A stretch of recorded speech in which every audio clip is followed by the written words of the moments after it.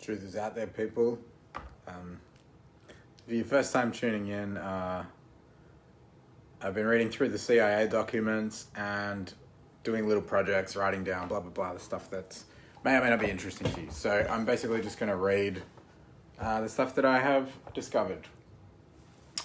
Okay, so this episode is on the conspiracy between intelligence and policymakers. So during the MK Ultra episode, I talked a bit about how there's a bit of crossover between Hollywood and intelligence and that. And I can sort of see now why. There's a bit more why in this episode.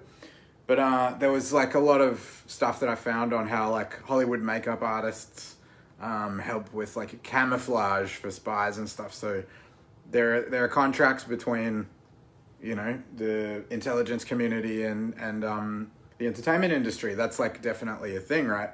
And also, you know, some of these high level politicians own like media companies and stuff like that as well. So there's a definite crossover in Hollywood. But what I'm finding now is politically, there's obviously like stuff like that, and yeah, you can see a bit more like how it's motivated. So stay tuned, all right?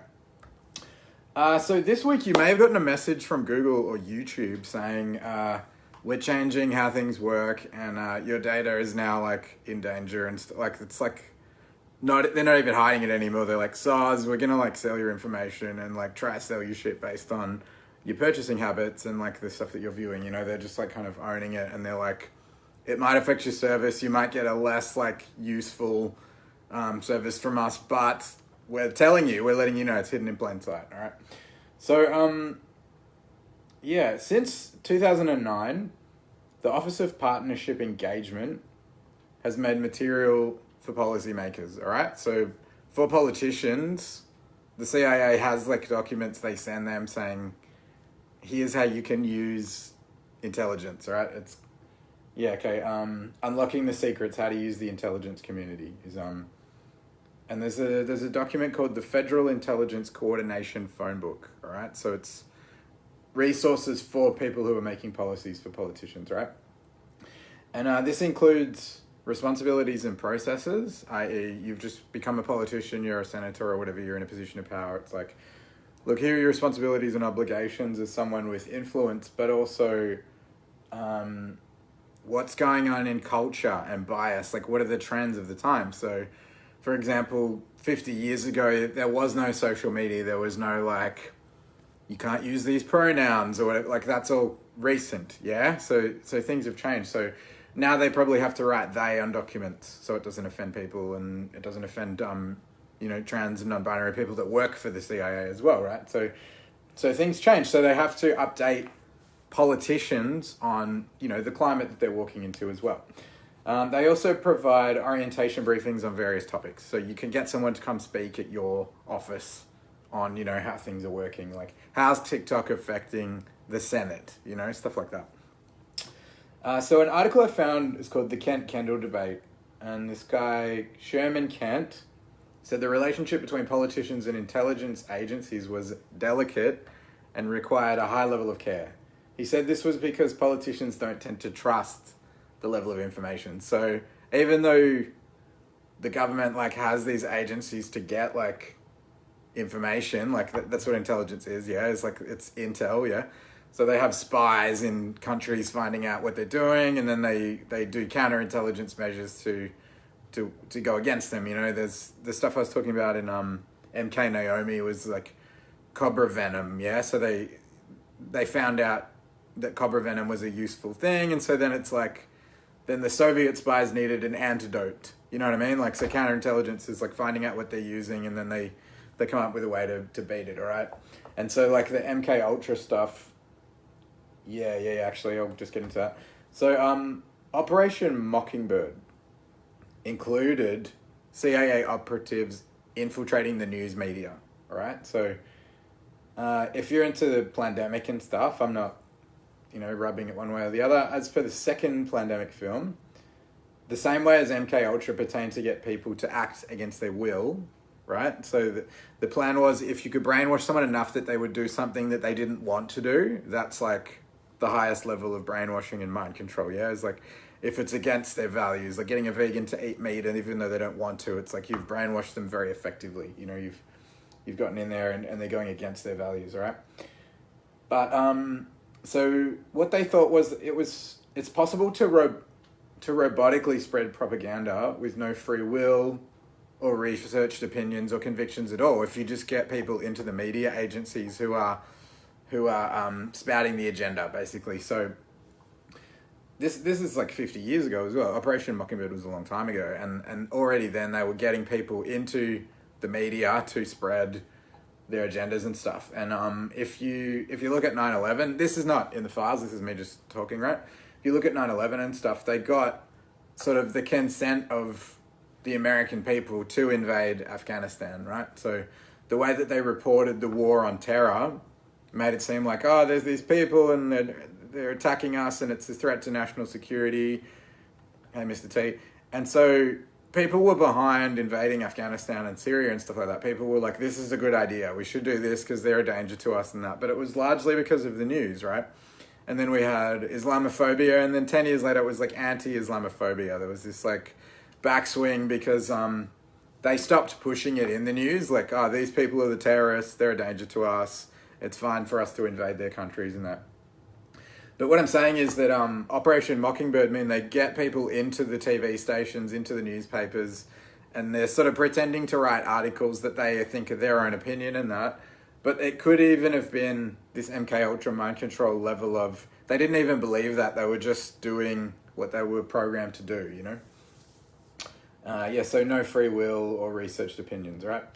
Or they're just paid and controlled by the CIA. So the thing is, you can smear people as well. And I've got to say this about Plandemic and that as well. They, you know, I watched Plandemic 2 and they're like, oh, look, everyone smeared this poor woman, you know, and none of the things were founded and stuff. But then the rest of the film, they're like smearing Bill Gates, you know, smearing Fauci and stuff. It's the same thing. So, you know, you got to watch those things objectively. Like, it's very easy. Hey, Dale.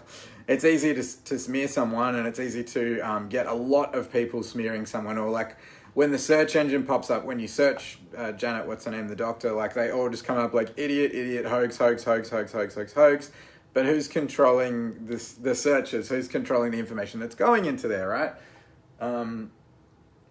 So like the fact checkers for Facebook are funded by Google, right? And they're funded by the Bill and Melinda Gates Foundation. So they're not going to smear Bill Gates or Bill and Melinda Gates. They're going to smear the enemies of that agenda, yeah? Do you see what I mean? It's like, who's controlling the Google searches? Who's controlling the Facebook searches, right? So you can manipulate search engines so they all say the same story, right? Especially if you've got CIA operatives working for the search engines, working for Facebook, working for newspapers and TV stations and that. So they're going to smear a certain way. And then also the smaller outlets and smaller, legit. It's all follow the money, hey? Was that socialism? Who benefits? Marxism, that's it. So they're going to support certain smears and not others, right? But the smaller outlets, the smaller independent magazines and stuff, they're going to write similar stories because it's cashing in, yeah? So if we're all like, oh, you know, I saw a thing on YouTube that was like, Victoria's lost faith in the government. That's a very catchy title to read, right? And right now everyone's like, oh, we're in lockdown, it's not fair. Who do I blame? Whoever's there, you know, we were blaming ScoMo, now we're blaming Daniel Andrews. It's whoever's face is on the TV. You're at home like, ah, and you just pointed at whatever's in front of you, you know what I mean?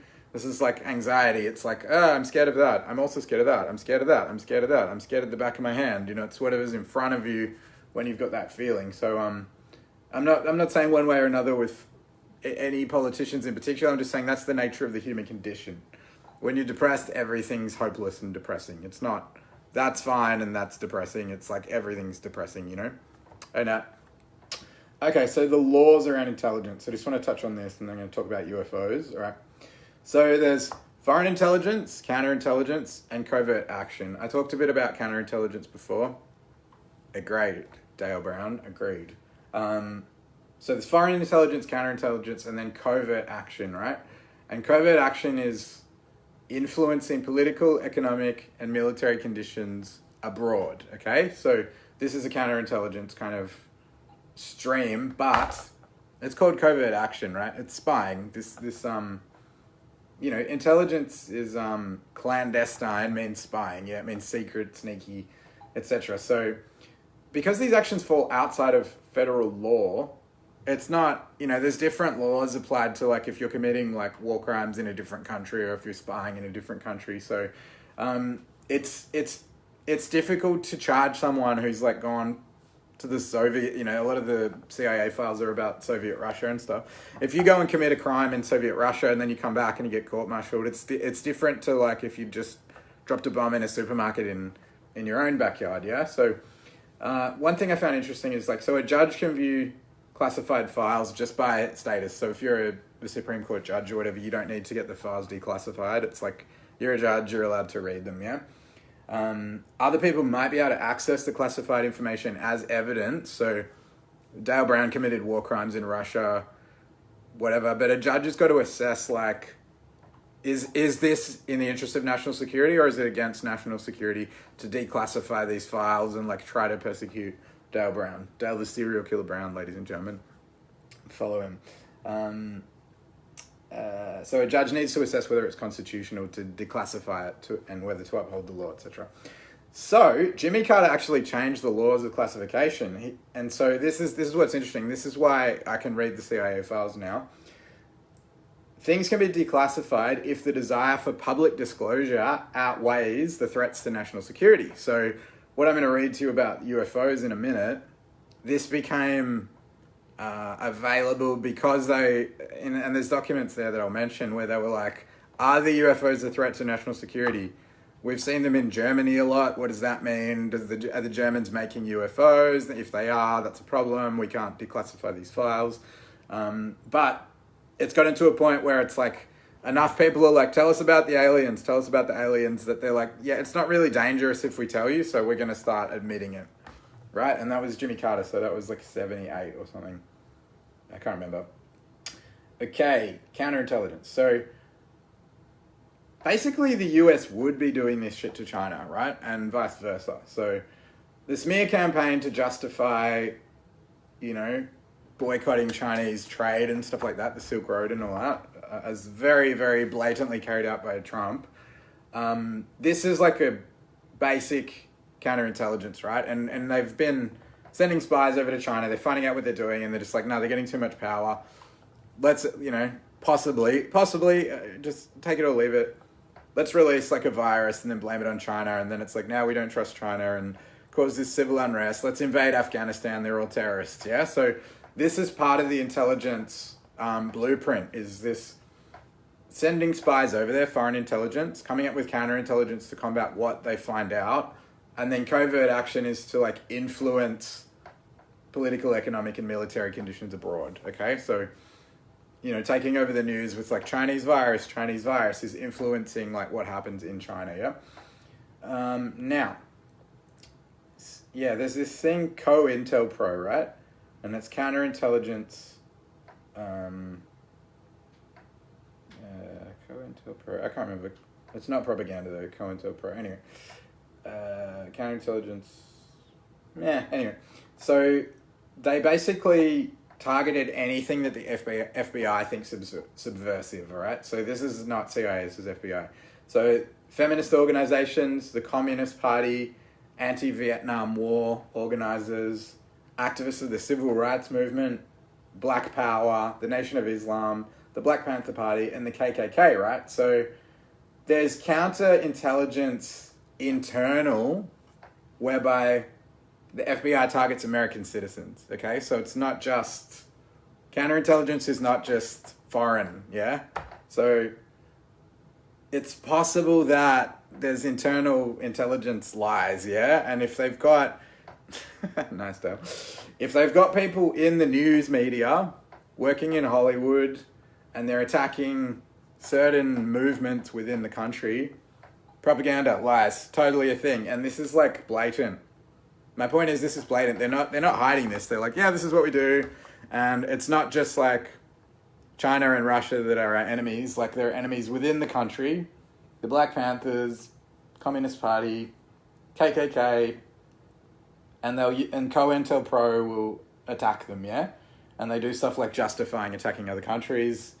What about attacking internally? Yeah, what about we're trying to eliminate this, we're trying to eliminate this element, whatever. Anyway, trying to eliminate anti-vaxxers so that we can force a vaccine. I'm not for or against that, I don't know, but if I just don't have to leave the country and not get vaccinated, maybe I'll just never go on holiday. I don't know. Take it or leave it. Enjoy yourself. Let's talk about UFOs. Who wants to hear about UFOs? Let's do it. Okay. So, I'm leading somewhere with this, so stay tuned. A UFO spotted at the time of a Soviet satellite failure in 1978 fell into Canada. This raises two things. Is an unidentified flying object just a satellite that failed? Hey, Rachel. So, that could have been...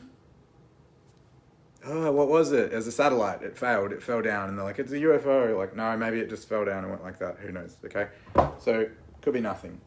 Meanwhile, in Arnhem in the Netherlands, I think this is 1952, a woman and her 4 children, and the children were all teenagers. 10 was the youngest, 12, 15, and something. They saw a huge formation in a V, flying V of several UFOs, and they watched them for several minutes as they came from the north and travelled to the south. So essentially it went over them, yeah? This flying V of UFOs for several minutes flew over them and travelled north, right? Okay, in East Germany, this is 1952 as well. East German dude was on his motorcycle with his kid, and they pulled over next to a field because the motorcycle was like having trouble, right? So he pulls over to have a look at his motorcycle, and then like a little bit further ahead, he sees some men in a field, right? Like on the other side of the fence. And they're looking at something, like inspecting it or whatever. And so he kind of walked a bit closer, and he said it looked like a huge frying pan with like lots of holes in the sides, sort of like, it was Arnhem, Arnhem in the Netherlands, yep. Yeah, okay, so he saw this giant like frying pan thing, and he said it was about 15 meters wide with these little holes in it. And he noticed like one of the men had a big like light on his chest that was like flashing periodically. It says periodically, it would like light up occasionally, right? And then so as he's like looking over the fence, his daughter like called out, you know, he's a young kid, calls out, and he's like, he sort of turns back to his daughter, and he realized the men heard his daughter call out, and so they sort of went, oh shit. And so they go jump in the spaceship, which had like a tower bit. It was like a giant frying pan thing with a tower. And he said they ran up into the tower, and then the whole ship just went like, and lit up with flames. It said the holes lit up, and then it was surrounded by flames, and it kind of angled off and then flew over the forest towards Stockholm. It said not Stockholm, Stockholm. And they reported a whistling noise, like when a bomb's dropped, that like, they reported a noise like that. And because they were so baffled, and he said he wasn't sure if he and his daughter were dreaming. This is like his experience of it. He goes, to make sure, you know, they weren't dreaming. But he said they went and inspected the ground, and they found a huge hole. It was 15 meters wide where the craft was. And later, when they were looking into it, the neighbors said they saw something that appeared to be a comet. So the people nearby were like, yeah, there was like a comet thing or whatever. And so it sort of like verified the story. He was like, oh no, it was definitely a big thing in the ground. And then, and the neighbors were like, yeah, we saw like some flaming thing. Yeah. Okay. 1952, which was a real hotspot. 2 flaming discs were spotted above a uranium mine in the Belgian Congo. They hovered for a while and then like zigzagged off at high speed. So Commander Pierre of the Elizabethville airfield set out in pursuit in a fighter plane. So he like quickly went and got in his 6-ship plane, and he managed to follow them. Right? He said that they could change height really quickly from 800 to 1,000 feet, which is really like ridiculous for aircraft. And he said that they flew quite close to the treetops on occasion, which I don't know what that means, but he was like interested with that. Yep.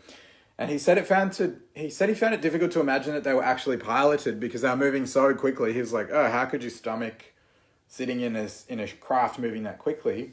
And because of the flames, like the fire, the rings of fire that keep getting reported. And he managed to keep up for about 15 minutes until they were too fast and the spaceships got away from him. And he also reported the whistling noise of like, as reported in East Germany, yep. Cool. So I'm going to talk about two more interesting ones. I read so many different UFO sightings. I'm just reading the good ones, right? So radars at Lakenheath. This is Lakenheath Bentwaters UFO sighting. Picked up an intense movement, and it was 400, 600 miles per hour and about 5,000 feet high. They had some visual reports coming in, so people were calling in, "Hey, Bones." Yeah, I know. And I say, what else do I say? There's another one I say too much. Anyway, that's it. They had some visual reports coming in, so they sent out a Venom fighter. So someone gets in their 6-ship plane and cruises out. And the Venom fighter not only found them, he reported having a radar gun lock on a target, but the craft, so he's got a lock on it. You know about this. So he managed to get a lock on a target. So he's like, oh, that's a real solid. It's a ship, it's an actual solid craft, But then the craft zigzagged around behind him. So somehow it got behind him. And he said he was totally scared because he couldn't shake the UFO following him. He's got this thing on his tail and he's like, ugh, and it just kept sort of staying behind him. And he's worried, it was going to shoot him or what it was doing. He couldn't shake it. And because he was scared, he said, I need to go back to base to refuel. And then later he said, I was actually suffering engine failure. So there was some interjection about could it have been interference? Did the other craft do something? But I think he was just scared. I think he was like, this is me, right? He's like, oh, no, I was running out of fuel. And he's like, oh, actually it was engine failure later. But he just wanted to go home. He was just shitting his pants anyway. So this was a big deal because they couldn't work out what it was.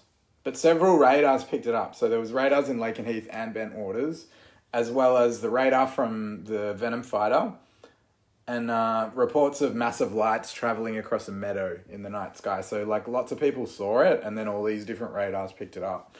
And then it was running around behind him and stuff, Cool. So, 1952 was a big year. So there's a memorandum to the director of the CIA, which included 250 sightings in 1952. And the assistant director of scientific intelligence, H. Marshall Chadwell, was concerned with the UFO issue. There's a bunch of documents called the UFO problem. And he was concerned it was related to Soviet attacks or Soviet intelligence or something. So this guy Chadwell was he was trying to sort out the UFO problem. So there was another document from him in 1953. He was still trying to deal with it, and he wrote to Dr. Julius Stratton of the Massachusetts Institute of Technology, and he said he had a list of possible explanations. So hallucination, the forest incident, okay. Hallucination, bugs, natural phenomenon like the Northern Lights or whatever. But he also had a grid of diagrams in this document that described how the crafts behaved. So like I was saying before, the flying V formation, that was in there. And then zigzagging things. And they were talking about all the different reports of people saying how the crafts behave. So he was like, here's all possible explanations: hallucination, daydreams. But then he's like, here's also a diagram of how people... The three boobs. So he was like, also this is how the crafts appear to behave. So that was sent to, the Massachusetts Institute of Technology to, because he's trying to get their help in this instance. This is 1953. Okay. All right. Yeah. Okay. Here comes the good stuff. So I just told you a bunch of UFO sightings, and then check out where I'm going with this. All right. So Area 51. Project Aquiline was some kind of transport between Area 51 and Las Vegas, all right? It says a shuttle, but I'm not sure if it was a shuttle bus or something, but it says continuing air support. They're asking for air support. And they said they needed more seats to move 104 people and an excessive cargo space. So whatever they're transporting from Las Vegas to Area 51, they needed a lot more container space and also seats. They're like, look, we can only move 44 people. We need to be able to move 100 people. And it said weekly, but it seemed to be daily. They were saying something about daily as well. So a lot of people lived at the base, Area 51, but also people are traveling to and from Area 51 frequently, and they're moving stuff, yeah? So they're moving stuff and they're moving people semi-regularly. Another document I read was discussing with the commander of Area 51 the pilot training program, right? And so within the pilot training program, Area 51 pilot training program, It included a resistance to interrogation, as I discussed in the MK Ultra episode. So there's like this counterintelligence thing where they're like, we want to be able to interrogate the Russian spies, but we don't want them to be able to interrogate us. So they were researching what techniques they were using, and then they were coming up with counterintelligence to block those things. But also part of the Area 51 training was like how to stop them from telling, how to stop them from disclosing information. All right, interesting. Okay, here's the good stuff. So there's two more things that are awesome, right? So in 1950, a German scientist wrote an article in a Chilean magazine, which was translated for the CIA, and he said, if we dismiss the absurd assertion that these crafts are from another planet, we can see that an explanation would be a rotary gas turbine as well as a stabilizing top. This would give the illusions of the rings of Saturn when seen in darkness. So this flaming rings thing, he's explained that in 1950, right? He compared the rotating top to a helicopter. And why haven't we all thought of that? We already know that helicopters work. So imagine if it didn't have blades and if it was just like a top. And then there's fire under it coming out the holes. You have the frying pan, that thing. So you've got a turbine and then you've got something that lifts it, yeah? So the guy this guy was an aerodynamics expert and referenced his mentors and their projects in achieving supersonic speeds. So this guy was not above it being a helicopter with a rotary turbine, a gas turbine, i.e. the holes, right? And he talks about how missiles hanging and swimming in the air baffled the aerodynamics community at first, but now it's just like common knowledge, yeah? So missiles going like, and then like that was crazy at one point, but he's saying like a UFO is not that crazy. It's just like that's the level of technology that we're possibly at right now. So calm the fuck down, right? Okay. California Committee of Saucer Investigation. So this is called the CSI. One of the operations that the Committee of Saucer Investigation does is they assess whether people's reports are likely or possible. And at the time of this report, I think it's 78, they said that 25 reports were likely. They couldn't poke any holes in some reports. A bunch of them, they're like, no, that's bullshit, no, that's bullshit, no, that's bullshit. And that was their job, was they would investigate things. And they were like, okay, 25 of these reports are actually pretty solid, okay? So Dr. Walter Radel was an Operation Paperclip chief designer and experimental rocket center in Germany, okay? So if you don't know what Operation Paperclip is, this is after the Nuremberg trials when they charged all the Nazis. The American government were like, we'll get that guy, we'll get the paperclips on the files. Like, yeah, we'll get that scientist. So they took a bunch of Nazi scientists and they came and worked in America. So they basically, they took the pick of what was left over of people that didn't get charged, and not that many people got charged in the Nuremberg trials. That was the thing. And then the CIA actually used the interrogation techniques. That was in the MK Ultra episode. I talked about that. They found out how they did the trials and they got them to talk, but obviously they didn't prosecute that many people. So anyway, Walter Radel, who's like quite well known, he said they were going to execute a planned hoax in 1953 to test how people would react and the variations in their stories. So they were going to see. This is part of the California saucer investigation. He's obviously working in California at this side. And he said, and the National Aeronautical Association suggested to Radel to disassociate himself from the California Saucer Committee, okay? They said, maybe you should just, like, not associate yourself with this stuff, right? Because they were doing some shit to see how people would react, right? And whether that's happening now, like, they're testing how people react to a pandemic, how people react to forced vaccinations, how people react to, hydroxychloroquine being illegal for 2 weeks. It was illegal, and now they're trying it in Melbourne. Who knows? Like, are they testing how we react to stuff? Is that a thing? Because apparently it is. The CIA is America, but intelligence. Like, Australia has ASIO, whatever. Does ASIO communicate with the CIA and stuff? Yeah, and look, maybe the disclosure for that is a threat to national security, Dale. This is the thing, is they're saying, is disclosure more dangerous than national security? This is why they declassify things since Jimmy Carter, all right? So, yeah, the other thing, the Air Force had Project Blue Book, right? Which was, they investigated UFOs, and they had Project Grudge as well. And they'd sort of investigate, like what I was saying about the California saucer, they assess how likely things were. And they were like, okay, is this sighting true, or is it kind of bullshit or whatever?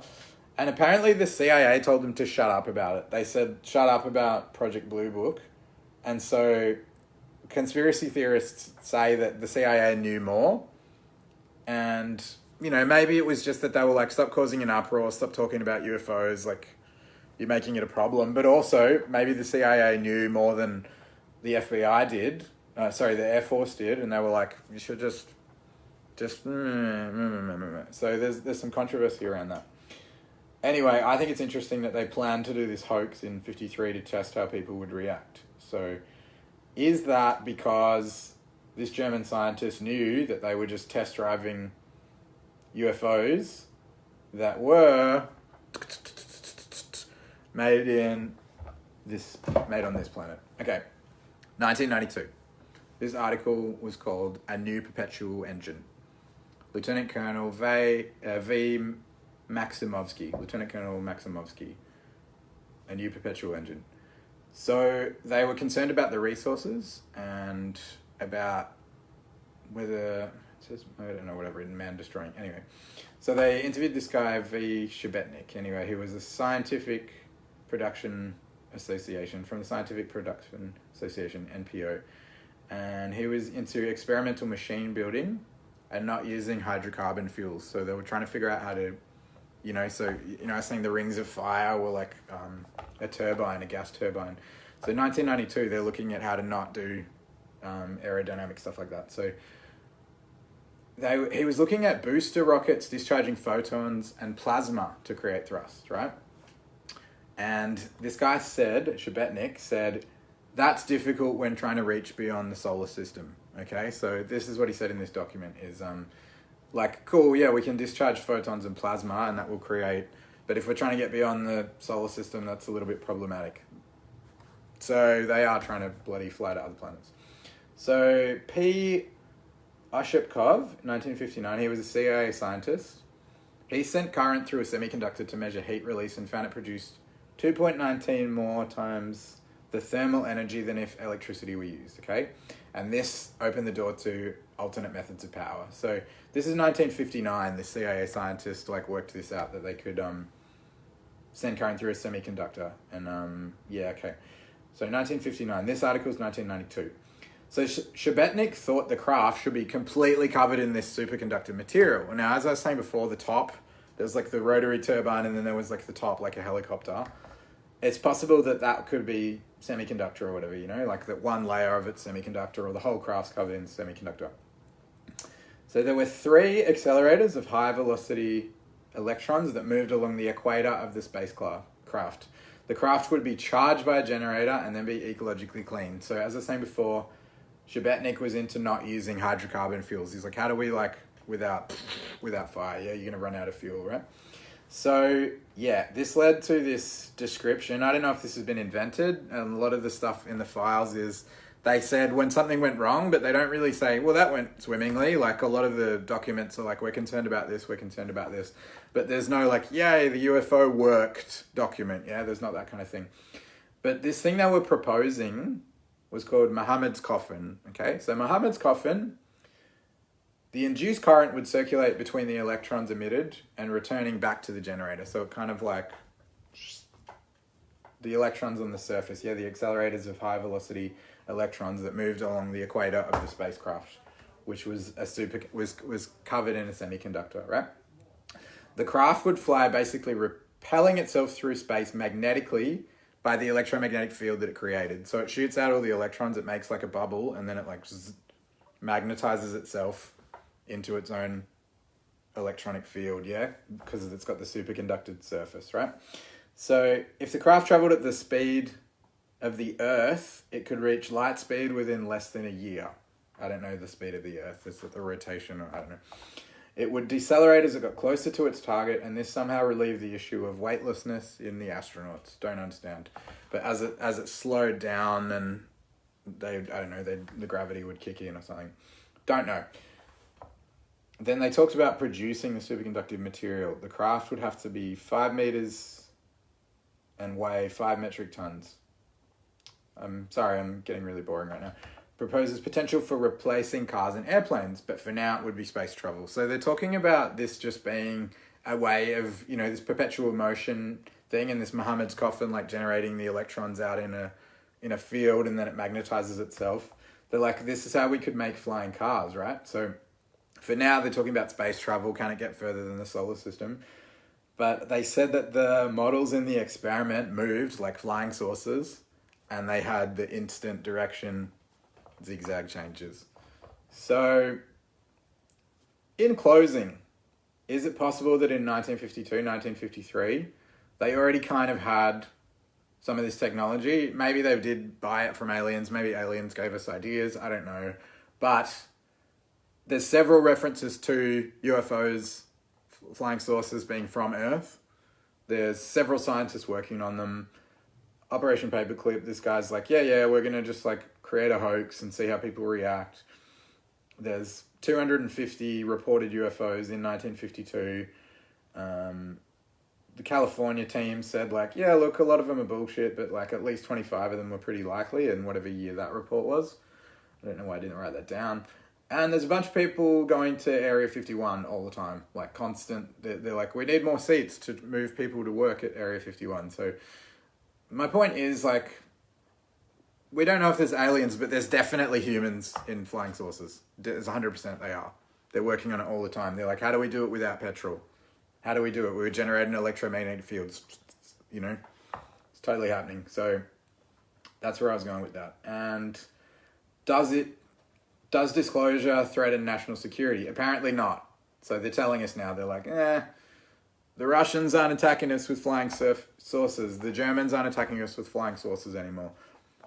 I don't know, maybe they're telling us now because they're like, there's going to be a war between America and China shortly, and there'll be flying saucers everywhere. But I don't think so. I think that would be a threat to national security. Or maybe they're telling us so that we duck and cover, yeah? I don't know, you meant to get under a table or something? I don't know. Anyway, UFOs are from Earth. You heard it first. The truth is out there. Thanks for watching, peeps. I hope you enjoyed it. See ya.